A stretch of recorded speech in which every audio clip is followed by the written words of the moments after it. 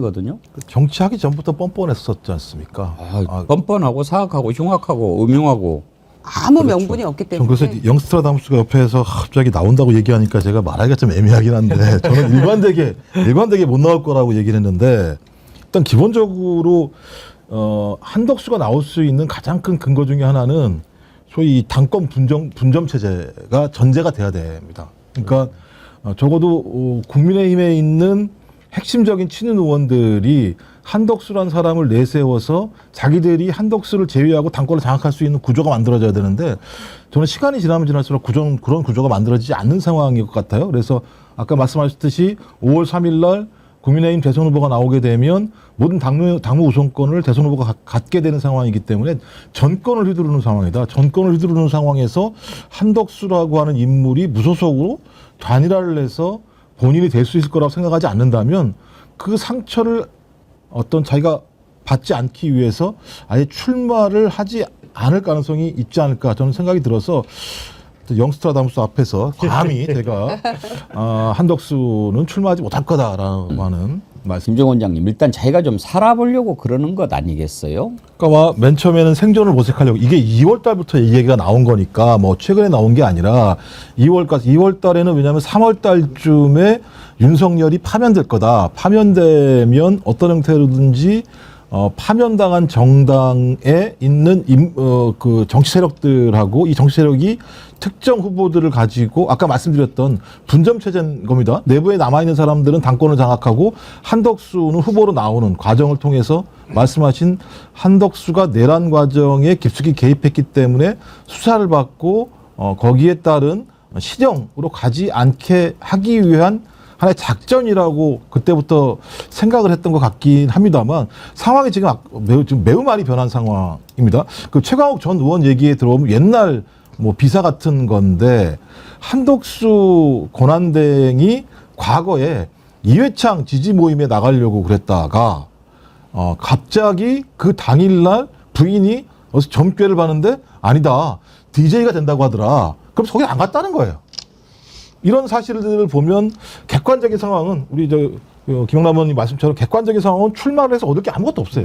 오히려 작살나는 상황에 출마하는 순간 내란이 더 낙인 찍히게 되고 국민적인 비판 낙인이 명확한 상황임에도 불구하고 이렇게 계속 상황을 유지한다면 그건 부인이 얘기한 주술적인 점지 외에는 다른 것으로 해석할 수 없는 이런 상황들이 되고 있다.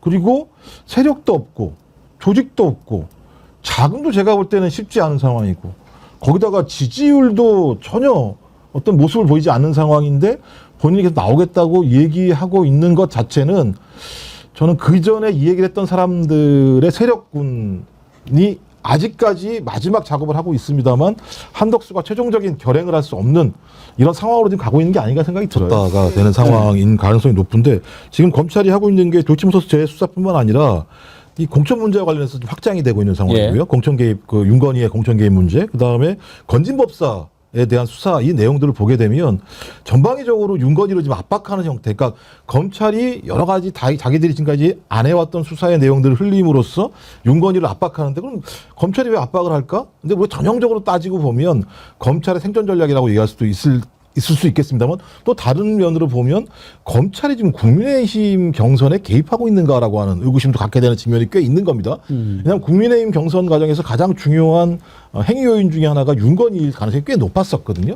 근데 어느 순간부터 거의 윤건희의 개입이라는 힘 자체가 줄어들고 있는 상황이에요. 그래서 한 측에서는 이거 소위 그 친한계 검사들이 검찰 내부에서 나름대로 의미 있는 영역들을 확보한 거 아니야?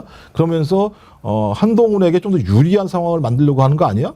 그렇게 하기 위해서는 윤건희가 국민의힘 경선에 개입하지 못하도록 막아내기 위해서는 이런 다양한 사건들을 얘기해서 경고를 줘야 되는 거 아니야? 그러니까 이게 무슨 검찰이 수사를 잘해가지고 나 잘못했습니다. 그 전까지는 이제 새롭게 하겠습니다. 이런 게 아니라 오히려 자기들을 살려줄 수 있는 기존의 세력으로서 윤건희에서 다른 세력으로 갈아타기 위한 하나의 내부적인 전술적인 수사 방침이 아닌가라는 생각이 들어서 매우 의심스러운 상황이 들고요. 그래서 이렇게 했다고 해서 저는 실체가 밝혀질 건가? 저는 그렇지는 않을 거라는 생각이 많이 들어요. 그래서 좀 시간이 지나봐야 될 것 같고요. 특검이 아니면 제가 볼 때 이 실체를 제대로 밝히기는 어려울 거라 생각이 근데 듭니다. 이제 특검까지 가려면 그치, 시간이 좀 얼마나 웃긴 자냐면 윤석열이 말씀하신 것처럼 강서구청장 자기가 만들어가지고 자기가 발등 찍은 거잖아요. 그때부터 지지율 더 추락하기 시작한 거고 추락하니까 어떻게 했느냐? 또 한동훈을 비대위원장을 시켜가지고 총선을 맡긴 거잖아요. 한동훈하고 갈등 때문에 또 엄청나게 예를 들면 내부에서 북적북적대면서 그러니까 실제로 국민의힘을 완전히 망가뜨린 사람은 누구냐? 윤석열이에요. 윤석열이 자기 스스로 자기 딴에는 자기가 최고의 정치 선거 전문가라고 생각해서 자기 발등 계속 2번 찍어놓고도 아픈 줄을 몰라요. 자기 발등 찍으면 아픈 줄 알고 반성을 해야 되는데 반성할 줄도 몰라요. 그리고 자기 새끼 보내놓고 한동훈하고 또 싸우고. 저는 이런 걸 보면서 말씀하신 궁정 국가라고 생각하는 것 같다. 검찰총장식 국정 운영을 한 것 같다. 내가 말하면 다 듣는 거지. 어디서 말이 많아. 무슨 선거를 내. 무슨 경선을 내. 말도 안 되는 소리 하고 있어. 이런 판단들을 내가 말하면 다 들어야지. 그걸 안 들으면 니네들이 내 부하야? 라고 하는 사고방식들이 이 윤석열 정부 3년 내내 존재했었기 때문에 누구도 가난한 사람이 없는 거예요. 그냥 직진만 했던 거죠. 국민들도 생각하지 않았고. 그러니까 그 판에서 얼마나 이런 것들을 노렸던 사람들이 물 만나는 듯이 이익을 얻기 위해서 이것저것 다 했겠습니까? 그러니까 저는 자기 스스로 한 짓에 자기가 지금 예를 들면 당하고 있는 거예요. 그러니 감옥 가서 뭐 평생을 살건 이렇게 할 수밖에 없는 상황이 좀 올 거라고 보는 거예요. 근데